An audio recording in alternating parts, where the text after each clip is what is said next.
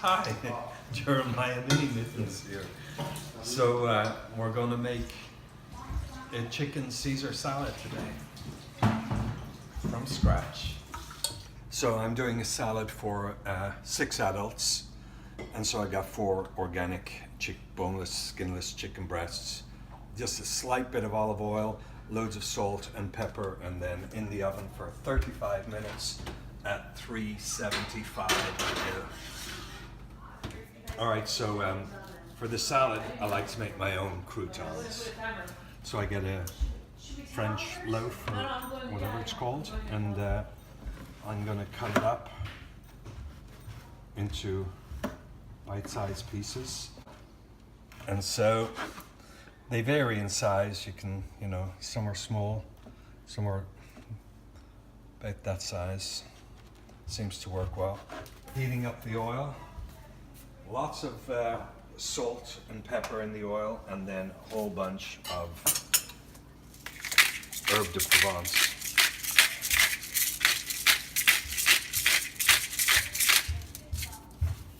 So the answer to your question is probably when the timer goes off, you're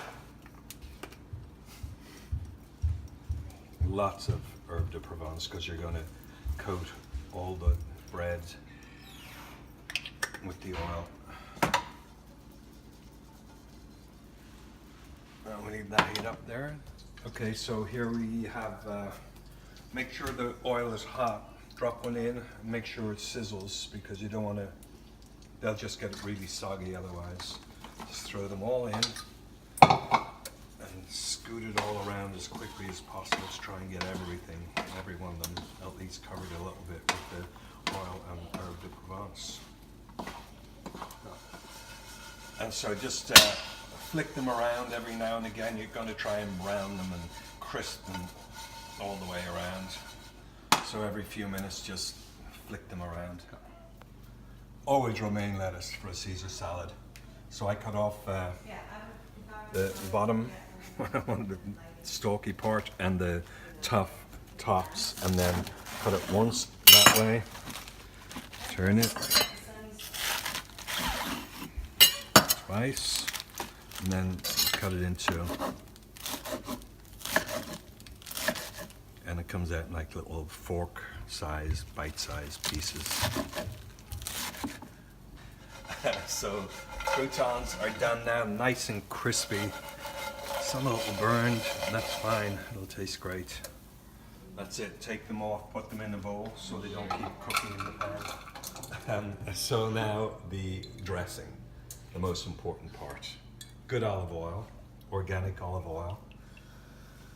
And I use about, I'd say that's about a half a cup. Mayonnaise, 2 tablespoonfuls. Dijon mustard, 2 tablespoons.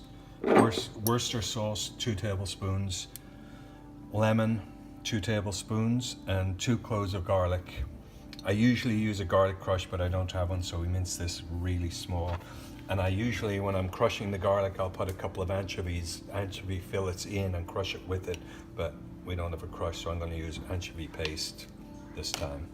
About a half a teaspoonful of that. And that's the sauce. The Worcester sauce I put in 2 tablespoonfuls, and I don't mind the second one overflowing a little bit. The same with most of it.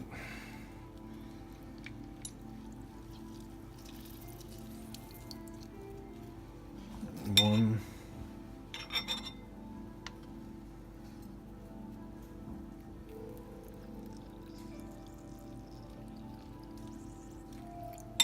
2.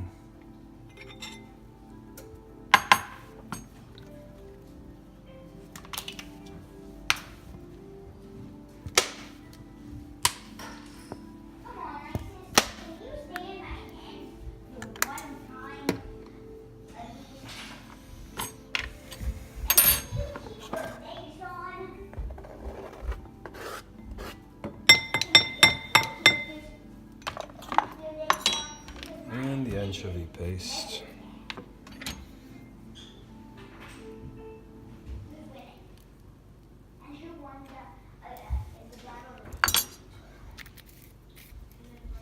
And finally,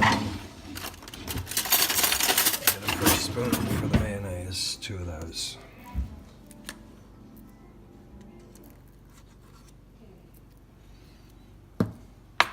Dash of salt and pepper.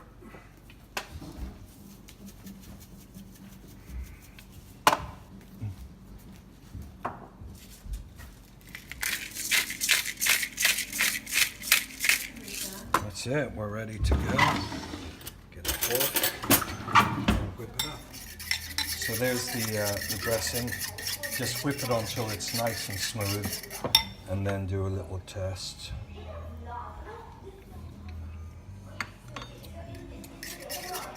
Needs a little more mayonnaise. And that is usually the case. I generally end up putting 3 spoons of mayonnaise in the end. So a block of good Parmesan cheese. Don't buy the pre-packaged one. Just get yourself a nice block of cheese because it makes a huge difference. And you grate it. Grate the whole thing. You can never have too much. Leave a bowl on the table for people to add more if they want. Okay, so the chicken is done perfectly. And I take it out and I leave it sit in the hot plate and let everything relax before I cut it. And then cut it into slivers like so you're getting a little bit of spice on each piece. And you do all 4 breasts like this. Okay, so we're ready to throw it all together.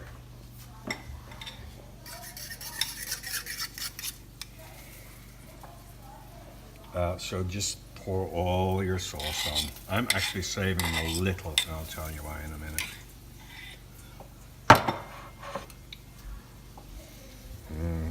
Lots of Parmesan. It's beautiful. Stir it around.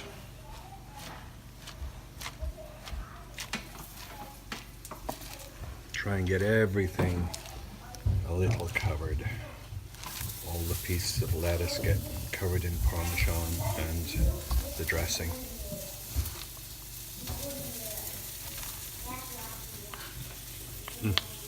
Then the croutons.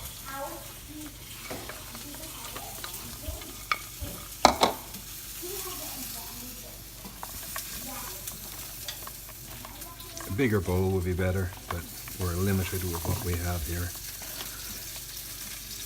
And usually I will throw the chicken in and mix that in too, but we have a couple of pescatarians here tonight, so I'm going to serve the chicken on the side, which works equally as well. Everybody can do their own. I serve a little extra sauce, and that goes on the table, and I always have anchovies for people to drape over the top of their salad. And that's basically it. That's a Caesar salad. So that's it, Caesar salad by Jeremiah Minimittens. And I'll see you soon when I think of something else to make. These are all my lovely assistants. Cheers!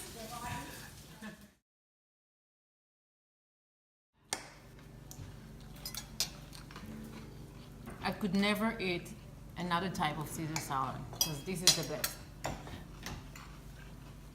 This is a proper Caesar salad. I have to remain anonymous because if I tell my wife that this is the best Caesar salad, she'll kill me.